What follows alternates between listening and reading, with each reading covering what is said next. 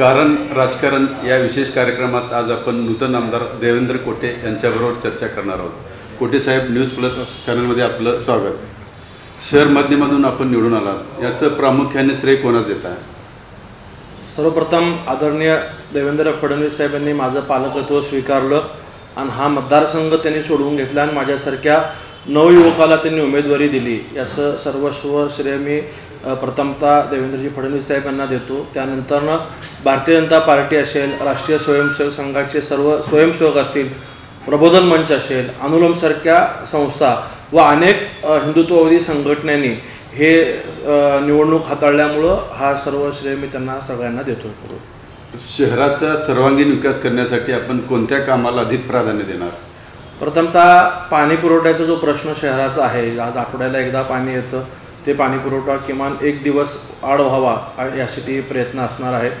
तसेच कामगारांचे ज्या शहरमध्ये मतदारसंघात मोठ्या संख्येने आहेत त्यांच्या अनेक प्रश्न शासन दरबारी प्रलंबित आहेत, त्या देखील सोडवण्यासाठी प्रयत्न करणार आहे। शासनाचे अनेक स्कीम्स हे आजही त्या कामगारांपर्यंत पोहोचलेले नाहीत, त्यासाठी वेळोवेळी शिबिर आयोजन करून शासनाचे लाभ त्यांना मिळवून देणार आहे। राज्यात आणि देशात भाजपचं सरकार आहे, त्याचा फायदा आपल्याला होईल का? निश्चितच शहर मध्य मतदारसंघ हा 15 वर्षापूर्वी काँग्रेसकडे होता आणि त्यावेळेस सरकार राज्यात आणि केंद्रात दुसरं असल्यामुळं यापूर्वीच्या लोकप्रतिनिधींना या ठिकाणी भरीव असं काम करून दाखवता आलं नाही।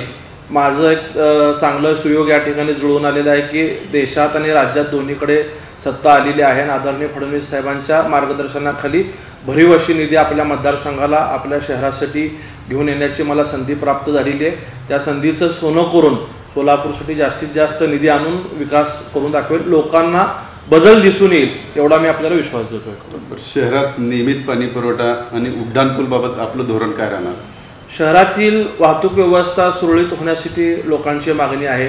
काही लोकांना उड्डाणपूल व्हावं असं वाटतं, काही लोकांना जे शहराचे रिंग रोड्स आहेत, आजही अकोलकोट रोड असेल, हैदराबाद रोड असेल आणि इकडे होडगी रोडला जो शहराचा कनेक्टिंग 60 मीटरचा DP रोड आहे तो झालेला नाही आहे, तो होण्यासाठी देखील प्रयत्नशील असणार आहे। शेवटी आपण शहर मध्यमधून निवडून आलात, त्या मतदारांना काय सांगाल?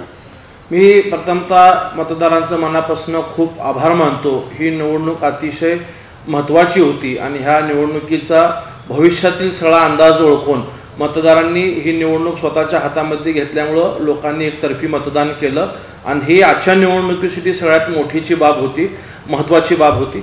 लोकांनी त्यांचं कर्तव्य पार पडलेलं आहे। आता त्यांचा आमदार म्हणून इथल्या विकासाचं कर्तव्य पार पडण्याची जबाबदारी माझी असेल, मी ते निश्चित प्रयत्न करेन आणि पूर्ण करेल असं विश्वास देतो। कारण राजकारण या कार्यक्रमात नूतन आमदार देवेंद्र कोटे आमच्याशी बातचीत केली त्याबद्दल धन्यवाद।